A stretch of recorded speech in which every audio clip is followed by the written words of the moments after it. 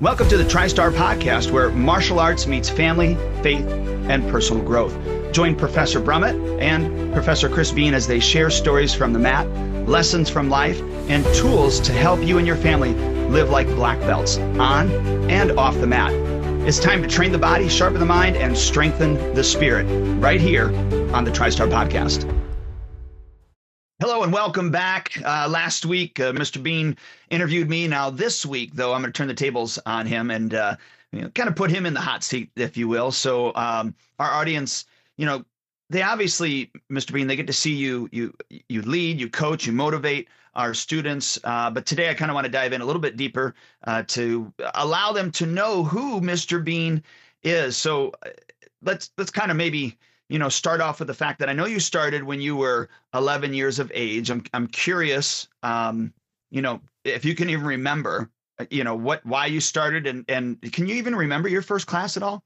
Yeah. Okay. So I'll do my first class second. The why I started because I was even now I'm small for my age, both in height and in stature, and definitely was that way when I was a kid in school. Got picked on a fair bit in grade school and middle school. And when I was 11, like you said, is when I started martial arts. My parents thought it was a good idea. And I can remember a time before that where like baseball or Little League or one of those things would get floated out, but we never actually showed up and did the thing. And I think probably at the time that was maybe a little bit disappointing to me because I was excited to do something.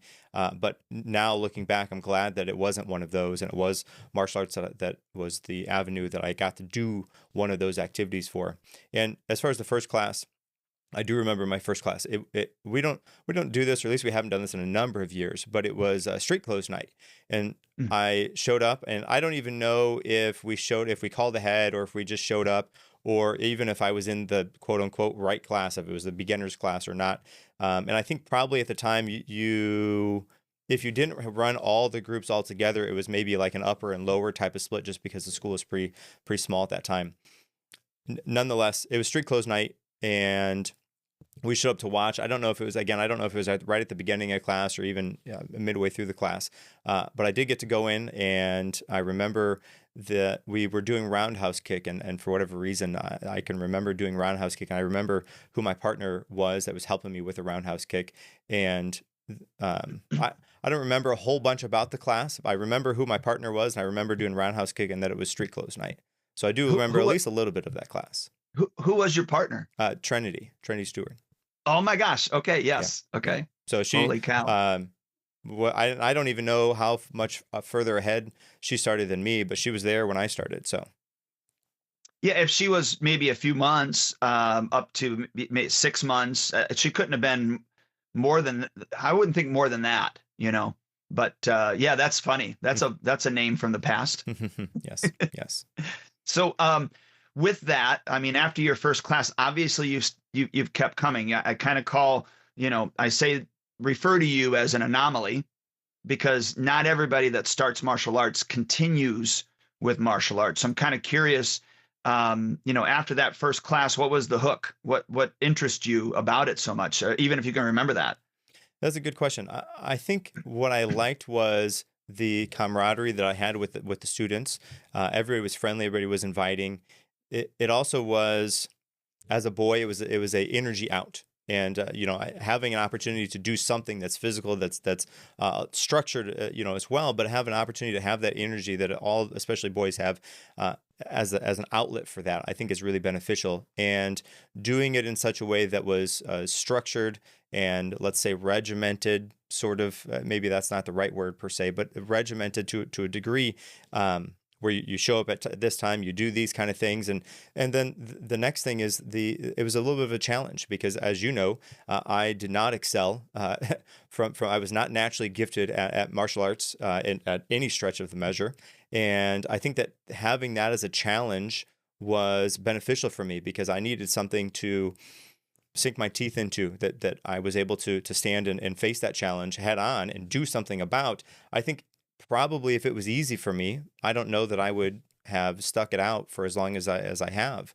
But because it was a challenge, especially early on, that was something that motivated me to continue to progress and better myself for. And of course, we had the opportunity to have the, let's say, friendly competition in the class, and having that friendly competition with a handful of the students who that I was there along with, I think was really beneficial, because then they were a step or 4 steps ahead of me, and I got to be able to kind of push myself to try to maintain and keep up with them. Yeah, I reminiscing on those days is really neat for me. In fact, then on Facebook, I had some memory pop up that a parent had shared with me with their child when their child had, finally earned their black belt. And I just messaged her back this morning, and I, sent that to her, and I was like, oh my gosh, do you remember these days? And she, of course, messaged back about it. But yeah, I'm curious though, with regards to that, and it's just so that, everybody knows kind of like the backstory too, is yes, you started at 11, and you worked your way to a position where at the time it was called Black Belt Club. We now call it leadership. So you worked your way into Black Belt Club. What was, I'm just curious, like what was appealing, if you can remember, even about wanting to be a black belt? Because that's what Black Belt Club was and still is with regards to leadership. It's a commitment to go to black belt. The thing that I thought was appealing was that was the next step, and that was the next hoop that I wanted to jump through, the next hurdle that I wanted to find a way to overcome.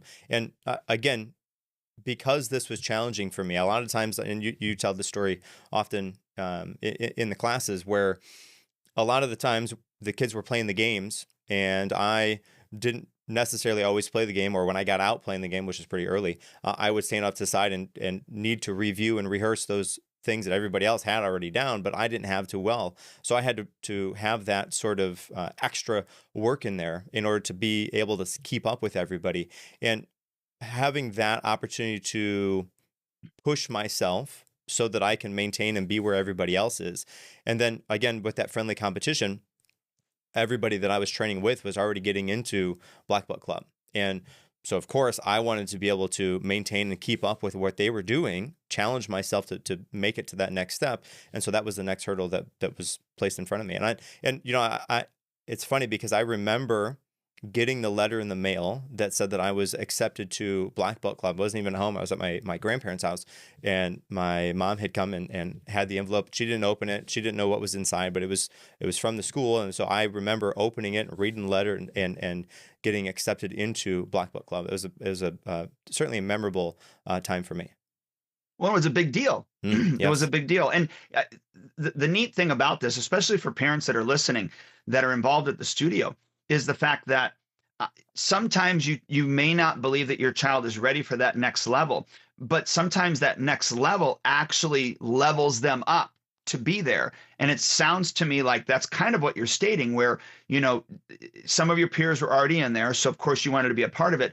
But the other thing was, you knew in order to maintain that level, there was a certain amount of practice that you needed to, and be able to perform not only the regular techniques that were, required of you, but now also the Black Belt Club, or in our case now leadership material as well. Would you say that statement is true? Yeah, absolutely. As opposed to crippling me, because I was ready to push myself. Even though I was making it through the other steps that was necessary of me, I wanted to be able to, again, maintain where everybody else was. I didn't want to fall behind, and having an extra boat of information put in front of me gave me an opportunity to really dive in, to be all the way in that material, to know it and learn it and study it, so that I could continue to progress and again, keep up with where everybody else was, to challenge myself to their level. Well, and you moved from, going from just quote unquote the basic level of student to now, at that time, like I said, Black Belt Club. And then, within, I don't remember the period of time, but it must have been within a couple of years at the very least, after that, getting into Black Belt Club, then you had an opportunity to get into our Storm team, which, the special team of role models. And that's where you had the opportunity then to learn how to come in, assist people. And so I'm curious, what drew you to want to be in that, besides, because I know this was one of them, besides the fact that we had a different uniform at that time for our Storm team members? Okay, so I think I got into Black Belt Club. It was between green belt and white belt.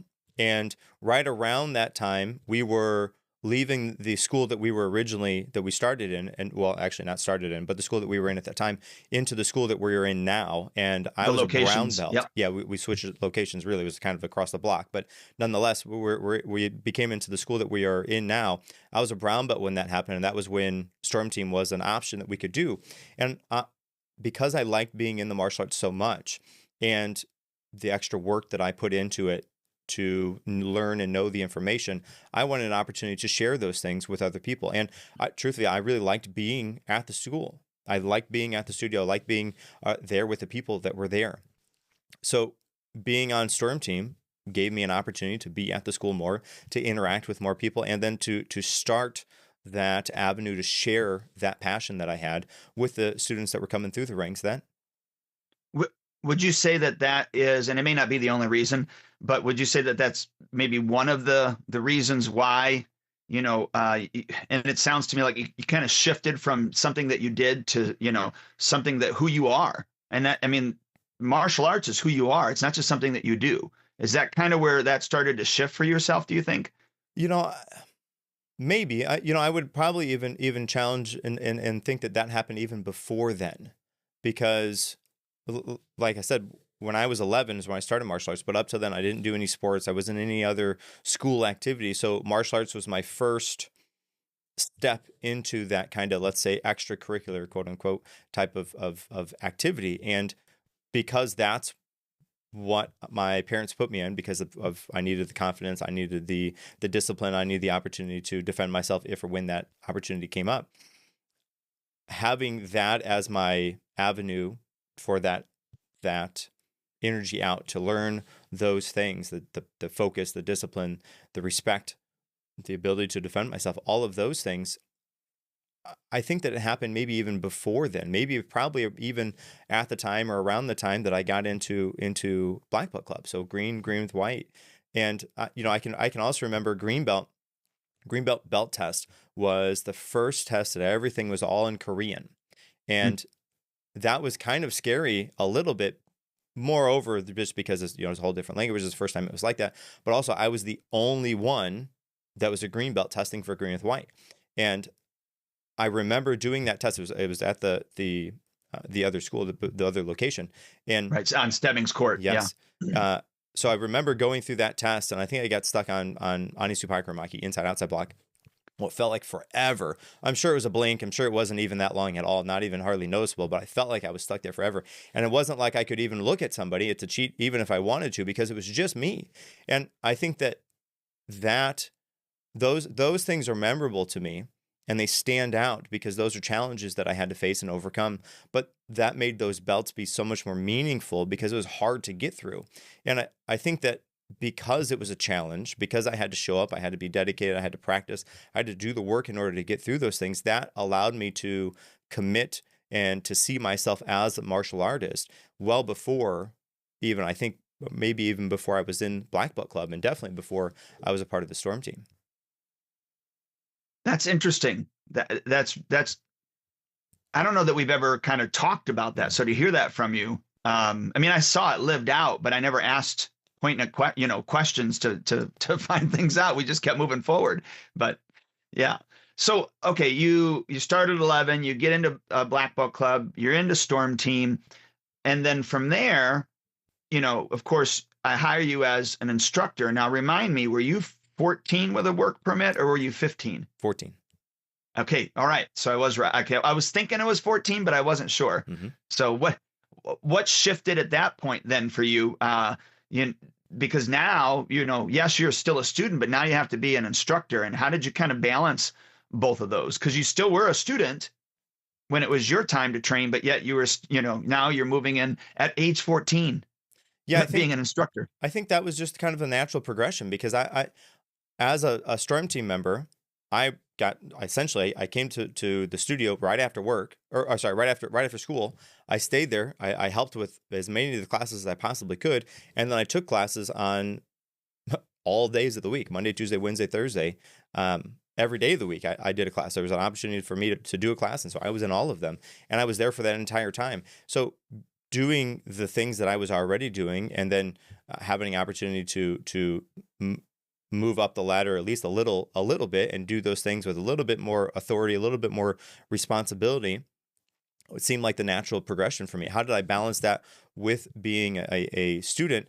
That I don't think was hard. It was a natural thing because, again, it was like I was already doing that. I think I did selfishly, I think I did use the time that I was helping the students as a time to refocus and make sure that I was on the right page with you or whoever was leading the class as far as my moves, because martial arts, I think, is a little bit different than a lot of other things where a teacher in college, for example, I took a business class, and the business professor inherited a business from his parents, his father, in fact, and he ran that business into the ground, stopped, and then now he was, or at least at the time, he was teaching business at college. So unlike in traditional type of realms, in order to teach it, you actually have to know how to do the martial arts. And moreover, if you know how to do the martial arts really good, like the better you can do it, the better you know the ins and outs of all of the moves and be able to answer all the kind of sometimes off the wall questions that the students pose that I never thought of as a student to ask these questions. But if I can know all of those things, then I'm going to be a much better martial artist in the end. And so I think selfishly, I use my time teaching and training and helping other students as a time to also help myself to be able to make sure I could do these moves the best that I possibly could, because I wanted to have all the right answers, at least close to possible, that I could. That way, if somebody asked me a question, I had an answer, and it was either the right answer or it was a really, really close to the right answer. So again, selfishly, balancing that was not challenged to me, because I just saw it as another opportunity to continue to develop myself as a martial artist. Would you say, like, some of the stuff that you learned on the mat, through the basic program into Black Belt Club that we call Leadership now, into Storm Team, did any of that help shape who you are today? And if so, like, how would you describe that? Yes, absolutely. What those things are is really tough for me to kind of pin down or underline, only because I don't know without.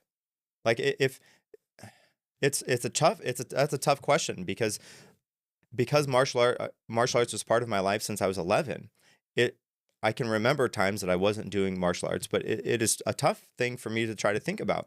And even so, I was 11, so probably 12, 13-ish, somewhere around in there. I was on Storm Team, and I was there basically the whole night, the whole week, helping with all the classes. Even when we had Saturday morning classes, I was there to help with those classes. And again, I stepped into a sort of a working role even in my teenage years. And because of that, because of the way martial arts is, where it has focus, it has discipline, has respect, all of those things, they just seep into who I am as a person, as an adult now.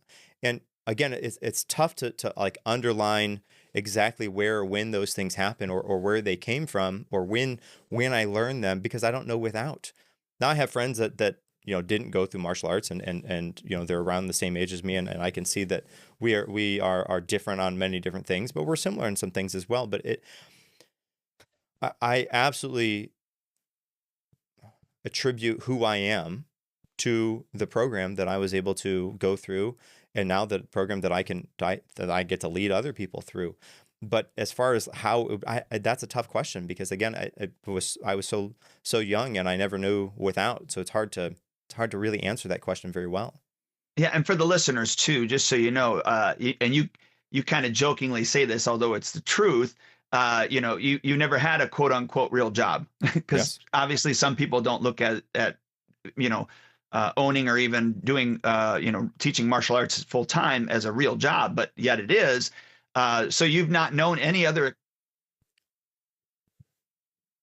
Yeah, right. And this is because this is my only job. This is what I know, and I don't know anything else. Yeah, it sometimes is weird to think about people getting up. I mean, a little bit getting up and going to a quote unquote real job, and then they punch into this time, they do their work, and from the way that I interact with these people, it's like they stand around a whole bunch and they don't do a whole bunch, because that's how they get paid to go there, and they have to be there until somebody shows up.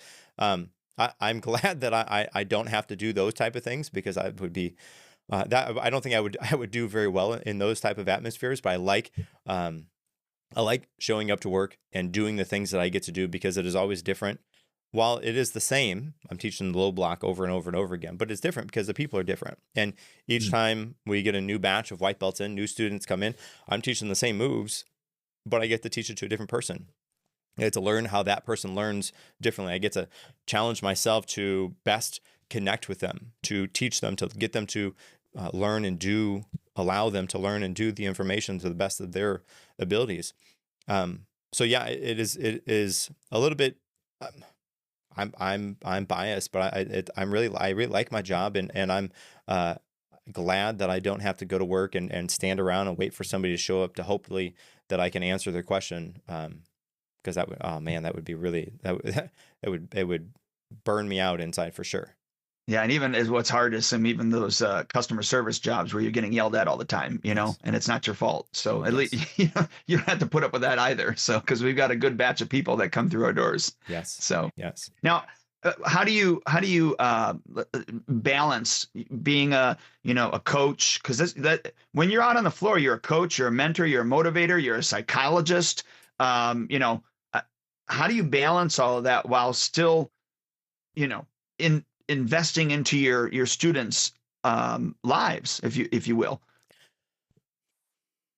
It is certainly a learned skill, and because it's a skill, it can be learned. It can be made better, and sometimes we have to learn through failing, and oftentimes you do it to the best of your abilities, which is low on the totem pole until you can do it better, and you have to learn by doing. And I think that is one of those things where you do have to, as a motivator, as a coach, as an instructor, you have to be able to connect with lots of different people. You have to know about them. You have to kind of read their emotions, at least to a certain extent, read their body language, and all of those things inform the avenue of approach to that person, especially if it's a brand new person. If you can see if they're shy, if they're reserved, you have to approach you have to come at them at that level, quiet, kind of shy, reserved a little bit, just to connect with them on the level that they're at.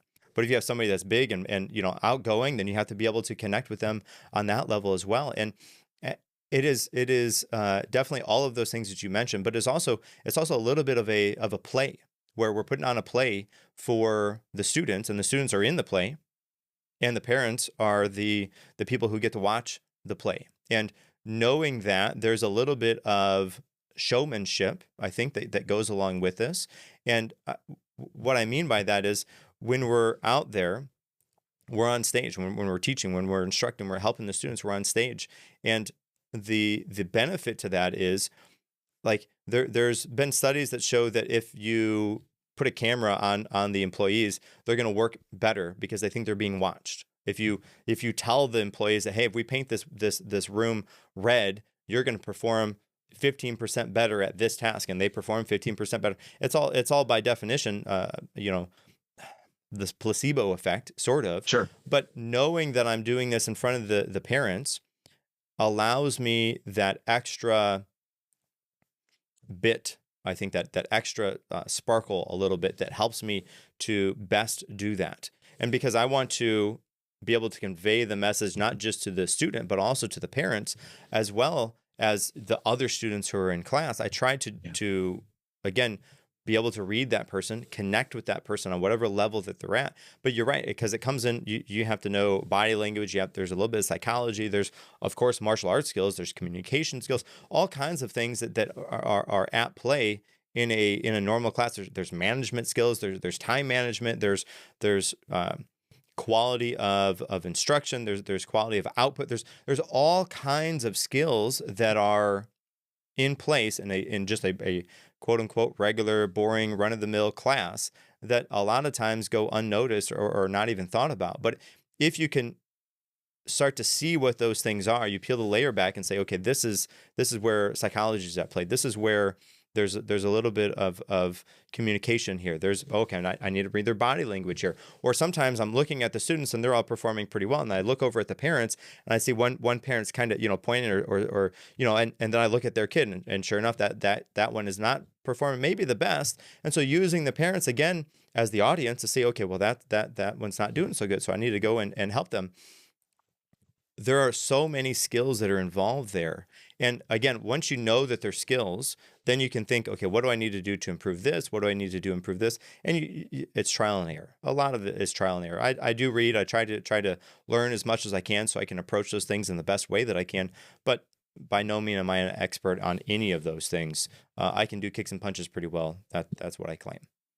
Well, I would say, to sing your praises, I would say that, the framework or the groundwork, especially through our program into moving into the storm team, but then especially into our instructor, staff meetings, because I inundated you guys with a bunch of stuff that I had learned, but mainly by that time it was, I'm learning this right now and I want you to learn it.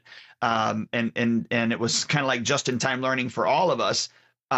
You took a hold of, I feel like you took a hold of everything, and you didn't take it for granted. And you've got books, like you have binders of notes, just even through our staff meetings and such. And so, but the neat thing is that you took that and now you do the same thing on your own for yourself, because you continually are learning and studying. And then you share that information with our staff at the staff meetings as well. So it's very noticeable. I am curious though, because of the position that you're in and, the things that you've gone through to get there, are there any leadership mistakes or challenges that you yourself had to grow through? Absolutely. The one that comes right to the top of my mind is I am really terrible at utilizing the team. And I'm always trying to be better at this, but if I'm in a class, I often forget to utilize the team to do certain things, whether that's be to assign them kind of areas of focus so they can know what to do and have an opportunity to connect with the students, or it is I am going to run a class in such a way that doesn't have any sort of line drills because we don't really need to do this. We can get through all of our information without those. But then the staff and the storm team ends up kind of standing around and just kind of hanging out, which is not the best, because I need them to be able to learn and to grow by doing the things. And if I'm always doing them, then they don't have the opportunity to do that. So I'm trying always to do better at that. But that is certainly a leadership challenge that I've tried to. I guess I'm in my head, I'm trying to lead by example and just doing all the things. But if I don't do such a great job at communicating what I'm doing to the team, then I don't know that they're going to have, that's not going to have as much of an impact as it would otherwise have. And then on top of that, if I am leading by example, but not telling them I'm leading by example, or I'm not having that kind of open dialogue with them either before or after the class in order to kind of detail what happened and why I did those certain things, then I'm just doing the class and they're there to watch the class, which is not beneficial. So yes, allowing the team to do the work and to assign them jobs and roles and responsibilities to fulfill on the overall mission of whatever that class entails, or the quarter entails, or the year entails, in order to get the students to reach the goals that we have set for them. That has been a challenge for me. Again, I try to do better, but that certainly is a challenge that I encounter frequently. Well, do you remember, I'm just curious, when I had what we called warm-up number 1 and warm-up number 2? Mm-hmm. Mm-hmm. I can't tell you what those warm-ups are now. And then we divided the floor up into quarters, and then we gave different storm team members or instructors, depending, these are your quarters that you're in charge of, and you would have from this row to this row and this row, that column to that column, and while we're doing the warm-up. Do you remember any of that? I do. Absolutely. Yes. Okay. I don't know if that's helpful at all, but because I know some of the stuff that we do is different than what we did even back then, so we've kind of evolved, which we should. We've evolved in what we're doing and how we're teaching it and what we're teaching as well. Yeah. Yeah. I try to to search and try to think back of those times where you do such a great job of teaching while you're teaching. And that is not a skill that I am very good at. And again, that is something I'm trying. And I think teaching while you're teaching, and again, is very easily connected to allowing the team to do certain tasks, or even giving the team certain tasks. And that is, again, something that I'm striving to get better at. But it definitely is a challenge for sure. Well, I want you to know that you're doing better than you think you are. I mean, it sounds, I don't want the listeners to think that you're not doing good, because you are. I mean, you're doing great. But I understand we all have our holes. It's like, mine is really staying on task, because I'm such an emotional teacher that that I have a tendency to get off what the plan was for the day. So, and unfortunately, I've been like that all my life. But so I get it. You personally have a lot of discipline. You have a very strong mindset, and I'm just curious, what's a time in your life that that has really tested both of those, the discipline and also the mindset that you have? I mean, because you share that with the students. You talk about discipline. You talk about having the right mindset. So for you, what's in your life has tested both of those? That's a tough question. What's tested my mindset and discipline? I think the relationships that I have with people outside the school, I can see from the outside looking in. Sometimes it's easy to tell from the outside looking in, and much easier than it is from the inside looking out, the pitfalls and the kind of roadblocks that are stumbling those other people. Not that I haven't had any, but I want to try to, again, to lead by example. And in teaching martial arts, again, we have an opportunity to be able to read body language, to kind of read emotions, and have those foresight almost to kind of tell what's going on, at least to a certain degree, what's going on in people's lives. And interacting with people outside the school, I think I've been able to see enough that the discipline needs to be in place, because if not, certain things will kind of fall to the wayside. I think because of martial arts, I've had that kind of discipline for such a long time. It's hard for me to find or to think of a time that I missed out on those. I'm sure there's something, but nothing really is coming to the front. That was trying to challenge those. You're the epitome, in my opinion, and I've used you as an example hundreds of times, but of that discipline, that mindset, that grit that is necessary in order to get where it is that you want to go. And I was just curious that, if you've ever felt tested in your life on those things, but that is a really, really strong strength of yours, which I'm using, that same word to describe you, strong strength. But it is that discipline that you have, that mindset that you have, and maybe mindset isn't the right thing, that grit.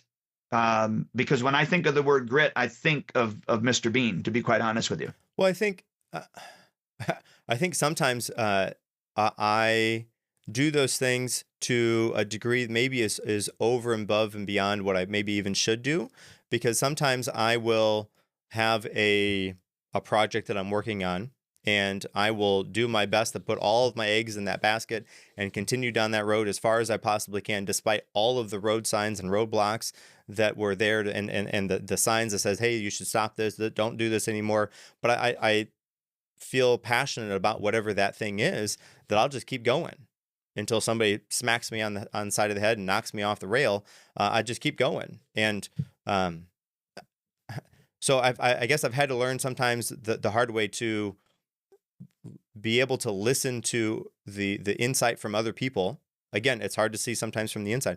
I have to listen to other people when they say, hey, listen, you've been doing this for so long. What's the benefit for this? What's the upside? And I'm like, well, I just like doing this. It doesn't really do a whole bunch for me. It doesn't take away from a whole bunch. I like to do this, so I'm going to do this. I, I don't know. Yeah, I don't. That's a tough one because again, the discipline has been there for so long. It's hard to again remember a time without. And I again bring that type of mindset and attitude into everything. Not that I'm perfect by a far stretch. Well, but nobody is. But yeah, but I do like to see myself as somebody who is disciplined and dedicated to be passionate about whatever the avenue is that's in front of me at the time. Yeah. Well, I think that's clear. That shows clearly. I mean, I would be hard pressed to think that somebody does not see that about you. With regards to your students, I am curious though. Are there any lessons, if you will, or you've had opportunities, interactions with your students that really have taught you, rather than you teaching them, that something happened and that lesson actually taught you? Continually. Okay. Because okay, so and this isn't a negative, but the kids now are much different than kids 5 years ago, that are much different than kids 10 years ago, and so on. And each generation has different ways to connect with them, different words to use, different ways that they like to be talked to have to build that connection. And I think that being able to connect with so many different generations is a weird word to say, but I guess different students over the time that I've been teaching, maybe that's the same thing. But anyways, being able to connect with so many people in the way that we connect with people, I think is a lesson in the times, a lesson in culture almost, because everybody has their own avenue of approach. And so what have they taught me? Taught me to be humble, taught me to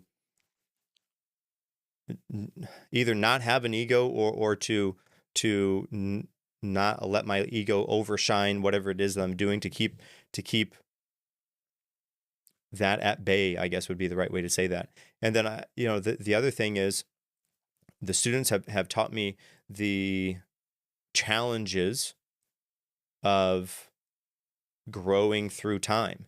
Because like the benefit of the martial arts, unlike a traditional like school teacher where they're with a student one year, we have the opportunity to be with students for many years. And so we get to grow with that student and they get to grow with the program. And the nice thing is the way the program is designed is it's kind of tapered, where we take the student from the kind of the white belt realm, the white belt information level. And then as they go to the next step, the information's harder, but also there's extra character development skills. There's extra, all kinds of extra information that goes all the way up to black belt and then beyond that they're learning. And what that does is they're getting older, they're growing as a person, but also we're along there to help to hopefully put them on an upward trajectory. And we get to learn the best ways to do that through trial and error. Sometimes we have to fail in order to succeed on the other side. But I think the most beneficial thing that I've learned from the students is how to connect with people. And now I have my kids of my own, and the skills that my students have allowed me to learn while I was interacting with them, how to connect with them, how to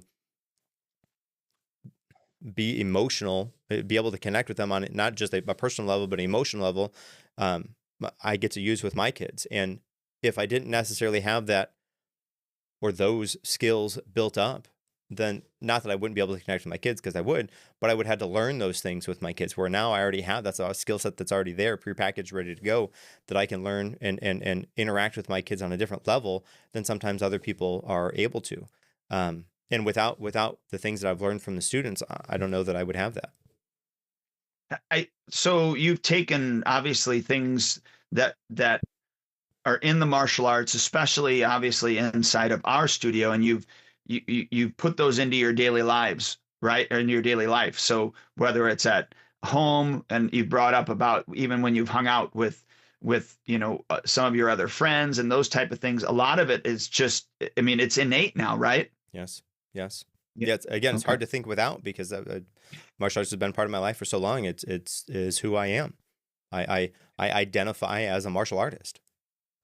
Yeah. And that's the important, paradigm shift, I think, is, are you doing martial arts? And everybody starts out as that they're doing it, but the real benefits come when you say, yeah, now I am a martial artist, Yeah, because then it starts. if we could figure out Go. how to prescribe that in a bottle and hand that to the students when they get to whatever the belt rank is, that would be so much better for the students, because then their growth would be exponentially more, because then the dedication level would be there, the motivation level would be there.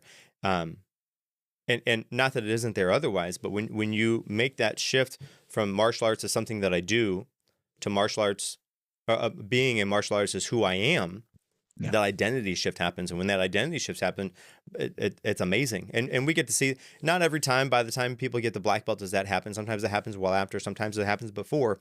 But I think it is pretty easy to tell on a number of people when they're going through the program, that's when that happened for that one. That's the connection. I don't know what it was about that class or that month or that belt level that did it for them, but wow, they are a changed person after that belt level. Yeah, I couldn't agree more. It just it would be nice, like you said, at X belt it clicks. But everybody's different, to your point, and they're gonna grow into that whenever it's time. It's that what is that phrase? The when the student is ready, the instructor will appear, and that's so true. So when they finally shift from I'm doing martial arts to I am a martial artist, man, there's so much more that they get to learn and understand, and that paradigm shift, like you said. So, and look, I think you would agree with me. The longer that you have a child in our martial arts program, there's more opportunity for those things to be able to be imparted. Would you agree with that? Well, absolutely. But okay, so one thing that definitely happened for me that we didn't talk about was my home life outside of martial arts. So when I would go to karate, okay, I would be there, do martial arts, and that was who I am when I was there. But when I was at home, it was a continual reminder that, hey, are you doing these things that Mr. Brumitt would approve of? Do I need to call Mr. Brumitt? Because, okay, like all of those things that happened along the way outside of the school, the things at home that my mom and dad were reinforcing of things that were happening on the mat at home, so as the martial arts instructor, we have the students for an hour to maybe 2 hours a week. At home, you're at home for much, much longer than that. And if you can, as the parents, be able to listen, pay attention to the class and take out some of those key phrases, or to, when you're at home, call attention back to the school, then that's another connection that gets made for the kids along the way. And when those things happen, when the martial arts that you do inside the class remains inside the class, and it's a bubble, that's something that you do. I go there and I put on this hat and I become, somebody who does karate. But if you can take the skills that, moreover than just the kicking and punching skills, but the words that we're using, the phrases, the ways that we're interacting, or even just, hey, is that how you're supposed to be acting as a martial artist? Those type of things, if you can pull those away and do that at home, then that bridges the gap between just doing karate while you're there, but being a martial artist, somebody who does karate and who walks in that type of lifestyle, whatever that means. I don't know if I can detail what it is to walk as a martial artist, but nonetheless, that mentality, if it can be shared not just at the karate school but at home, then it bridges the gap between those two things. And so that was something that my parents did. I don't know if they did it knowingly or accidentally, or if it just happened by happenstance. But I think that was something that definitely helped me see martial arts as more than kicking and punching, and also more than just something that I did, but somebody who I am, because of the way we were able to interact with it at home. Well, I can tell you that I told all the parents back then that, if you utilize what we're doing here and we become a community, so we're a village, that we can help raise your children in the way that you want them to be raised. And so if you see your child acting out and say, is that something that we need to talk to Mr. Brumitt about? And the other part is true too. When you see them doing something good, and this especially when it was leadership time, and I would tell the parents, when we had our leadership interview, and they would mark them down on, the sheet, saying that, some of these things that they weren't really, they weren't scoring high on us. And over the next week or two, whatever I'd given them, I would just tell them, hey, look, when you see them do something that you want them to do, you just say, now, that's, hey, that's exactly what a leader does. Or that, holding that door open, man, that was leadership, or whatever, however you can tie it back to the studio. And so when you find something, you praise it, but when you praise it, you bring it back to the verbiage and the things that we're saying at the studio. And I can tell you, your parents were one of them that utilized, I was going to say, if not everything at the studio to their advantage, to make sure that, you had all the advantages that you possibly could have. And we've never had a disciplinary meeting, me and your parents, at all, ever, about you. But they also utilized everything at the studio. Well, and I think my parents would agree, and you've known me long enough, I think you would agree. I am a typical, quote unquote, oldest kid. And so I have a younger brother, and I'm the older brother, and I am a typical oldest kid, and in pretty much every stretch of the way that you can think about those things. And I didn't get in trouble very much, if at all, at the karate school. I didn't get in trouble very much, if at all, at home. I didn't get in trouble very much, if at all, at school. That just wasn't something that I did even before I was doing martial arts.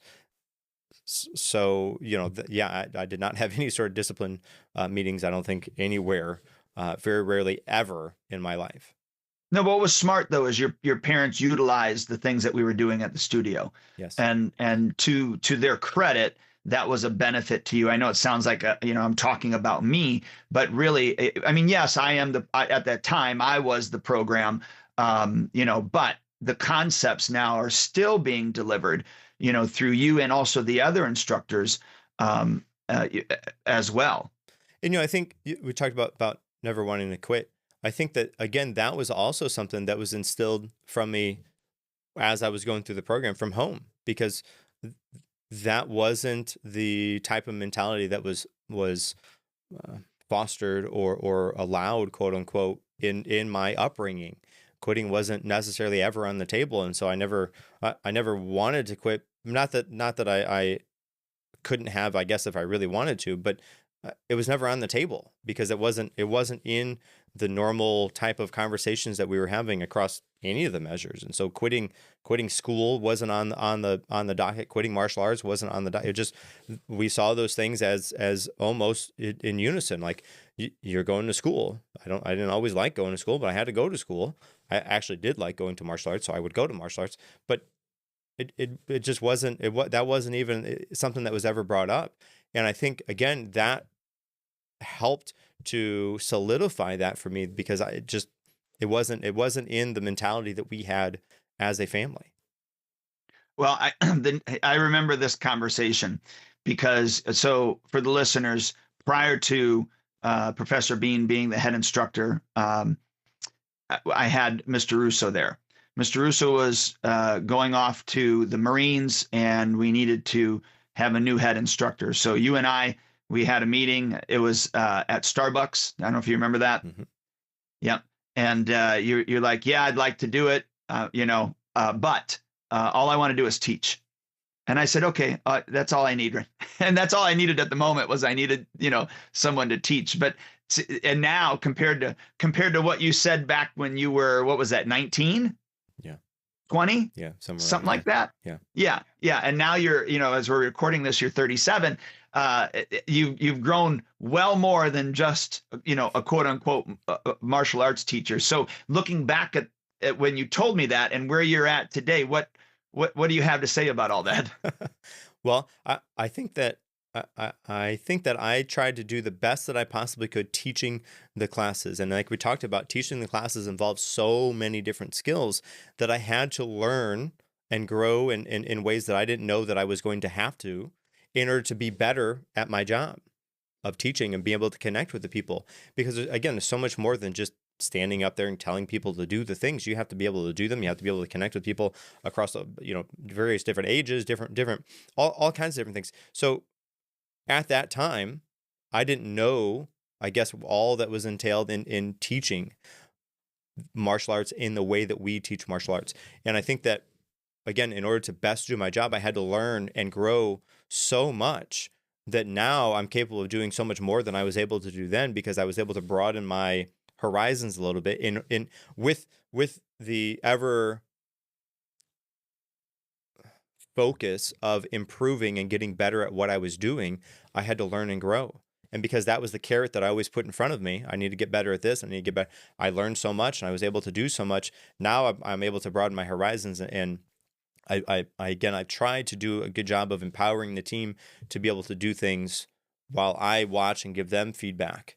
And that was definitely not something that I was capable of doing when I was 19 or 20, for sure. Well, but it was funny because when you had said that, I'm like, he has no idea what I have in store for him.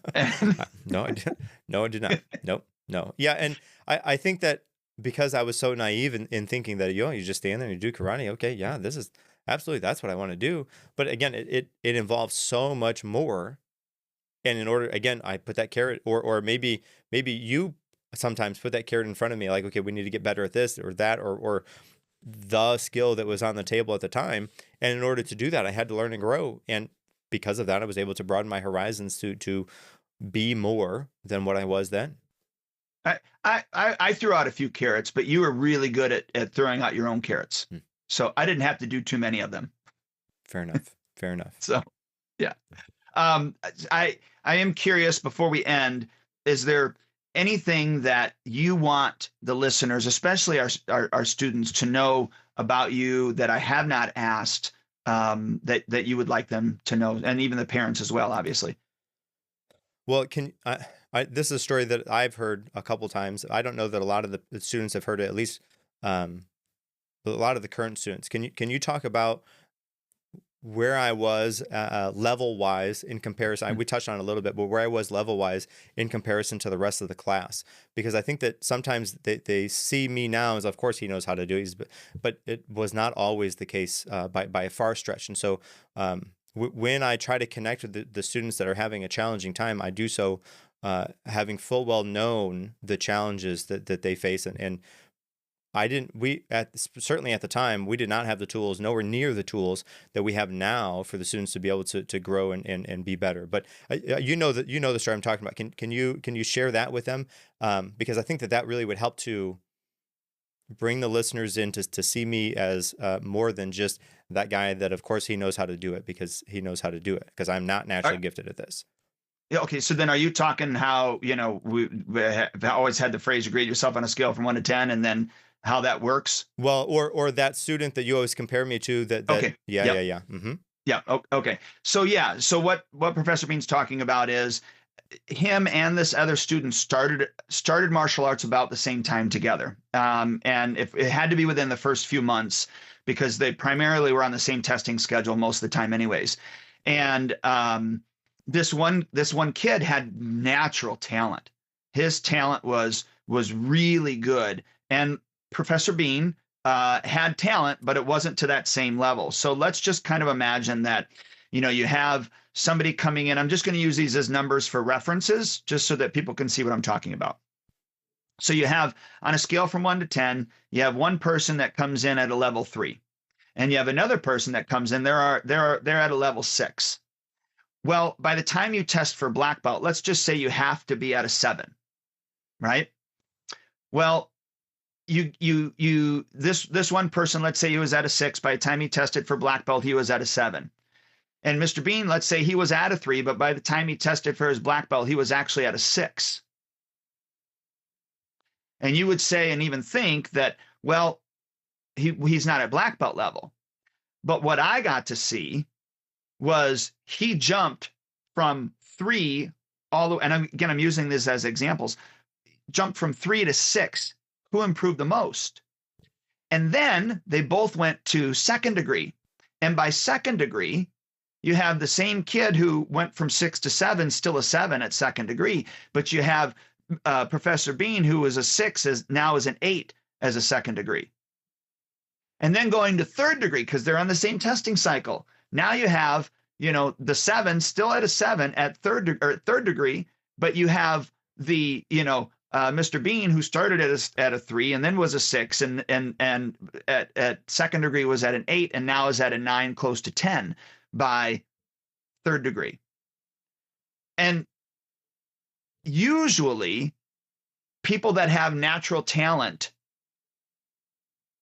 they don't have the grit to improve because they're riding on their talent. Where when Professor Beane came in as little Mr. Beane, when he came in, he had to work for everything.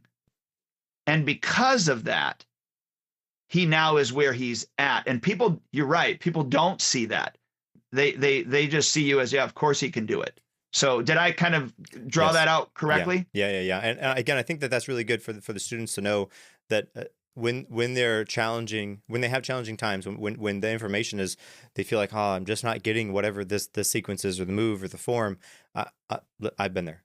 I've been there. Well, real quickly, how about the parents too? Because parents sit and watch and go, well, this person's better than this person, but they have no context understanding where that other person came from, because the third person in the story could be they came in at a -3, and by the time they tested for their first degree black belt, they were a +3. But by the time they tested for their second degree black belt, they're a +6. So by all the way to second degree, they've improved 9 points, but nobody ever sees that backstory, yet we do. And so I also want to draw out for the parents that are listening, watch your own child, watch for their improvement, and more importantly, watch for their grit. And they're not if they can do the techniques the best, but how hard they work. Because if they have that work ethic, like Professor Beane, teaching the right technique and them getting the right technique becomes super easy.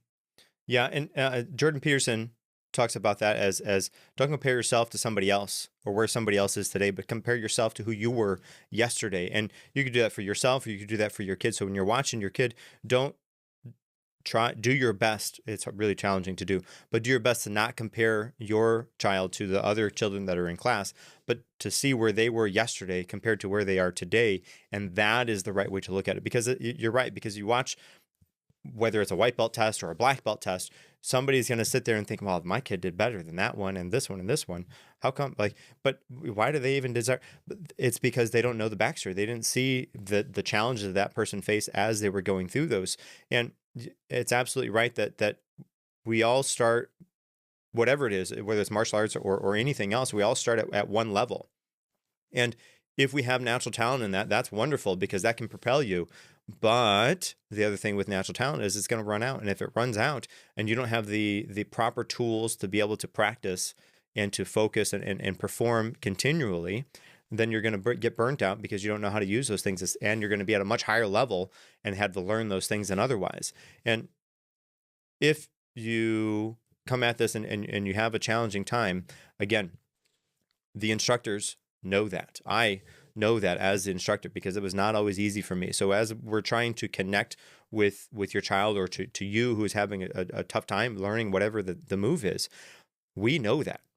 And moreover than we know it, because we had to, go through the same belt cycles that you're going through. We had to learn the information just like you're learning through, but we also had our own challenging times. We have our own life circumstances happen outside of life, or outside of the school. We know those things. And so when we're trying to connect and help you, we're doing so from that, not because, we need you to get better and blah, but it's because we want you to improve, and we're connecting to you as a person and want to improve you as a person for that. Couldn't agree more. I couldn't agree more. So, and just truth be told, I don't recall you being a 3, but you were not talented physically like this other kid was. And there was like many of the other kids that were in the class, because I can think of a few names that were in the class with me when I started, and they were able to do things that I was not able to do for a length of time. Are you thinking Antonio? Well, Antonio was a cripple. Cripple was his last name. Oh man. Yes. Yes. I know We exactly were what on, you're we were talking on demo about. team together too. And Casey I, Cripple. yes, Yeah. Casey. Okay. Yeah. Yes. Yes. Yeah. Yep. So like, and especially being on a demo team, which is a whole nother thing that we didn't even talk about. But there, the comparison or the competition and comparison to be on par with where everybody else is really not just seen as like, okay, you're looking at it, but it's seen through a microscope or microscope and magnifying glass. And you really want to be on par with everybody. But some of the things that they were capable of doing, I just was not able to do. I really had to work in order to prove myself in order to be even on the team with those people. Yeah, but think about this though. You were the first student. I'm almost positive you were the first student to get the 540 roundhouse kick. I did that by accident. But you got it. I wasn't trying to do that because, like when you don't know that you can run a 4-minute mile because nobody else has run a 4-minute mile. I think Roger Bannister was the person who did that, broke that record, and now everybody knows that they could do it because they seen him do it. I didn't do that on purpose; it was on accident. And then you were able to see the spark of the framework of whatever I was doing to grow it into that. So yeah, but it is because of the grit, like that you talked about, the hard work, that I was able to focus and to do the things that I can do now. Even we talked a couple weeks ago about that dance competition that I did that I was able to win. We were stretching before there, and fortunately I had jeans on, and they must have been a little bit stretchy or something, because I was stretching because they were doing dance. I don't know what they're going to be doing. But I can't do splits all the way, but I can do pretty good on the splits. Definitely better than what you probably think. It's definitely better than what they thought I was able to do. And the only reason I'm able to do that because I'm not naturally flexible. My daughter, she is amazingly flexible. She can put her feet up on 2 chairs and have her butt touch the ground. I am not nowhere near capable of the flexibility that she has. So they thought, oh, you're flexible like her. No, I'm not. No, I'm not at all flexible by birth or by accident. I'm flexible because I stretch and force myself to continually to be flexible, because otherwise I would not at all be. So anything that I have now, I know that was not a God-given talent, but the talent that God gave me was the ability to work and to see a carrot, like we talked about, or a goal, put a goal in front of me and to do the work that whatever it is to get that goal. I think I'm really good at. But talent in the stretch of being flexible or natural talent at martial arts, that is not my talent at all. Well, okay, but it is now. It is now. But at what point does it stop being hard work and starts being talent? Is talent something that can be? Is talent something that could be forced into happening, or is talent something you have or don't have? Well, okay, there you go. That could be a different podcast, couldn't it? Yeah, it could. Yes. So, well, Mr. Beane, thank you. One, for allowing me to kind of, grill you a little bit, but more importantly, thank you for being on this mission with us and seeing it, from such a young age and diving right in and being willing to do, whatever it is that we needed done, because we would not be where we're at by any stretch of the imagination if it wasn't for your I was going to say your dedication, but that's obvious, but your willingness to be with me on this journey. And I truly appreciate it. And you know what some people don't know is, like, I've stepped on your feet a dozen times or more, actually, when I was learning how to let go of the reins, and you were humble enough to let me step on your, the tops of your feet all the time, because I would overtake stuff and I had to learn how to not do that. And so there's just a lot of backstory that a lot of people don't know about you. And I wanted them to understand who you were. Well, and I want to say thank you for having the program. And I know the power and the impact of the program that we have, because I'm a product of that. And thank you for putting something together that was so meaningful and impactful and beneficial to help me to become the person who I am now, because who knows what I would be otherwise. So thank you.